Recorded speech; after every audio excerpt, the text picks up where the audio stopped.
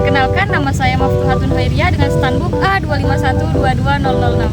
Perkenalkan, nama saya Nur Afni dengan NIM A25122031. Perkenalkan, nama saya Aslian dengan Stanbook A25122027. Perkenalkan, nama saya Siti Mafira dengan NIM A25122059.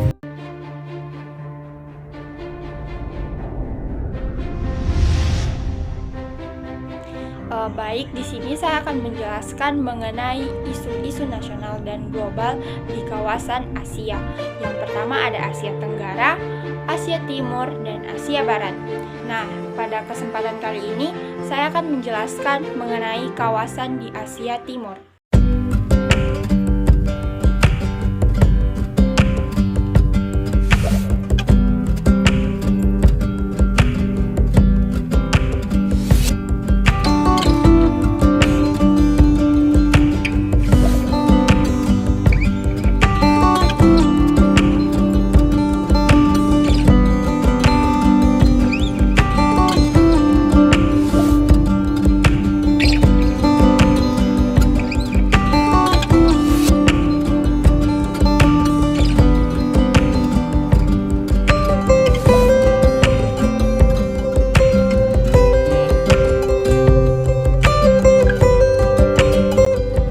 Terdapat berbagai isu nasional dan global yang berkaitan dengan Asia Timur dalam berbagai bidang. Pada video kali ini, di sini saya akan menjelaskan mengenai yang pertama, ideologi politik. Salah satu isu utama dalam ideologi politik di Asia Timur adalah hubungan antara Cina dan Taiwan, di mana ketegangan Cina dan Taiwan makin panas karena terjadinya hubungan antara dua negara tetangga Cina dan Taiwan tersebut. Memang sudah sejak lama berisi tegang, namun ketegangan tersebut memanas usai Ketua DPR Amerika Serikat rangkaian menunjukkan komitmen Amerika Serikat dalam demokrasi di negara tersebut. Perempuan berusia 82 tahun itu bahkan menyinggung soal aksi brutal Cina terhadap Uighur Cina negeri tirai bambu tersebut, bahkan mengarahkan jet tempur di sekitar Selat Taiwan. Sampai detik ini, Cina masih menganggap Taiwan sebagai sebagian dari negara atau biasa disebut dengan konsep satu Cina. Oleh karena itu, kedatangan Pelosi di Taiwan dianggap sebagai bentuk dukungan Amerika Serikat terhadap kemerdekaan Cina dan Taiwan. Selanjutnya yaitu wilayah Asia Tenggara. Secara geografis, Asia Tenggara ini terletak di dua samudra, yakni Samudra Pasifik dan Samudra Hindia. Tidak hanya itu, Asia Tenggara juga terletak di antara dua benua, yakni benua Asia dan juga benua Australia. Asia Tenggara ini merupakan wilayah yang ditempati oleh 11 negara, di mana negara tersebut ini membentuk suatu organisasi yang disebut sebagai ASEAN, di mana beranggotakan negara Indonesia, Malaysia, Singapura, Brunei Darussalam, Vietnam, Kamboja, Laos, Myanmar, Thailand, Filipina, dan juga Timur Leste. Jadi, di sini kita akan membahas tentang isu-isu yang ada di wilayah Asia Tenggara, meliputi yang pertama ada bidang ideologi.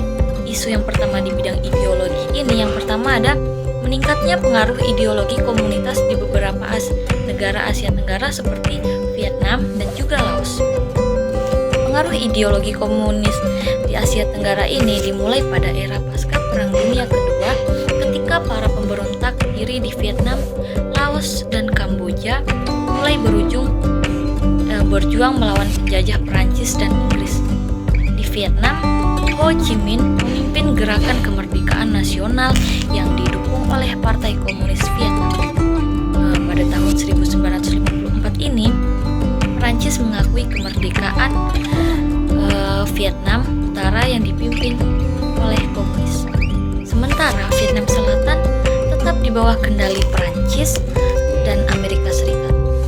Dan pada tahun 1955, Ho Chi Minh memimpin gerakan bersenjata untuk menyatukan kembali Vietnam yang menjadi Perang Vietnam yang panjang dan merusak. Komunis juga berperan penting dalam konflik di Laos dan juga Kamboja pada awal tahun 1960-an dan awal tahun 1970-an. Di kedua negara tersebut, para gerilyawan komunis berhasil membuat kekuasaan pada pertengahan 1970-an dan membentuk pemerintahan sosialis yang berkuasa selama beberapa dekade. Nah, sejak saat itu, pengaruh ideologi komunis di negara-negara Asia Tenggara ini telah berkurang dan Vietnam masih dipimpin oleh partai komunis, tetapi Laos dan Kamboja telah mengalami perubahan politik dan juga ekonomi yang signifikan. Isu sosial budaya di Asia Tenggara. Meningkatnya urbanisasi dan perubahan sosial di Asia Tenggara dimulai pada akhir abad ke-20, ketika banyak negara di kawasan ini mengalami pertumbuhan ekonomi yang signifikan. Urbanisasi ini memicu perubahan sosial yang signifikan, seperti meningkatnya kelas menengah dan pergeseran pola konsumsi. Namun, urbanisasi juga telah menyebabkan kesenjangan ekonomi yang semakin melebar dan peningkatan masalah sosial seperti kemiskinan perkotaan, perumahan yang buruk, dan pengangguran. Isu pertahanan dan keamanan di kawasan Asia Tenggara.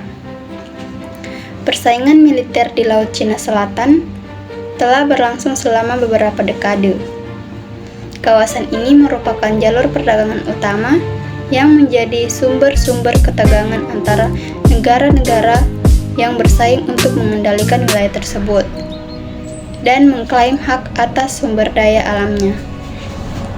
Tiongkok telah mengklaim sebagian besar wilayah tersebut, termasuk wilayah yang diklaim oleh negara-negara tetangganya seperti Filipina, Vietnam, dan Brunei.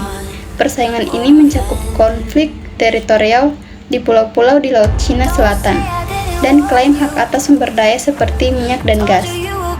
Beberapa negara di kawasan ini telah memperkuat kehadiran militer mereka di wilayah tersebut, sehingga meningkatkan ketegangan dan risiko konflik. Isu-isu nasional dan global di Asia Barat. Asia Barat atau dikenal juga sebagai Timur Tengah merupakan kawasan yang sering menjadi pusat perhatian dalam isu-isu nasional dan global. Dalam bidang ideologi dan politik, konflik yang terjadi pada kawasan ini yaitu konflik antara Arab Israel dan pendirian negara Palestina. Nah, konflik ini melibatkan pihak-pihak yang berbeda dalam memperebutkan wilayah Palestina dan masalah status orang Palestina yang masih menjadi pengungsi di negara-negara tetangga.